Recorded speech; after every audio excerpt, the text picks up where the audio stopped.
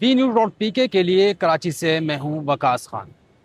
ناظرین، اسلام آباد کے پمس اسپتال نرسری میں اے سی کے دھماکے اور آگ سے 14 نومولود بچوں کی المناک موت نے ایک بار پھر ہمارے سرکاری اداروں میں فائر سیفٹی اور بنیادی ڈھانچے کے ناقص انتظامات کا پردہ چاک کر دیا ہے۔ واقعے کے بعد سیکرٹری صحت کی معطلی اور انکوائری کمیٹی تو بنا دی گئی ہے، لیکن سوال یہ ہے کہ کیا عارضی معطلیاں مستقل اصلاحات کا سبب بن سکتی ہیں؟ آئیے جانتے ہیں کہ ماضی کے سانحات سے ہم نے بالآخر کیا سیکھا۔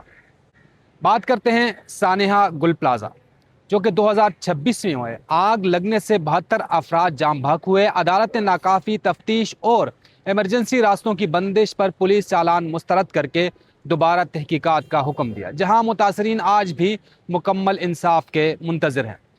سانحہ بلدیہ ٹاؤن، جو 2012 میں ہوا، جہاں 260 سے زائد مزدوروں کی ہلاکت کے بعد طویل قانونی جنگ تو چلی، لیکن ناقص تفتیش اور اپیلوں کی وجہ سے حتمی ذمہ داروں کا تعین سوالیہ نشان بنا رہا اور عمارتوں میں سیفٹی کوڈز کا نفاذ آج بھی ادھورا ہے۔ احمد پور شرقیہ سانحہ اور طیاروں کے حادثات کی بات کی جائے تو آئل ٹینکر سانحہ میں جرمانے اور مسافر طیاروں کے حادثات کے بعد پائلٹس کی برطرفیاں تو ہوئیں، مگر سیفٹی ایس او پیز اور ٹیکنیکل آڈٹ کا نظام آج بھی متعدد سوالات سے گھرا ہوا ہے۔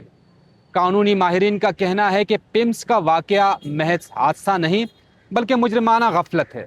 اعلیٰ عدلیہ کے سیفٹی کوڈز لاگو کرنے کے احکامات کے باوجود عمل درآمد نہ ہونا سب سے بڑا مسئلہ ہے۔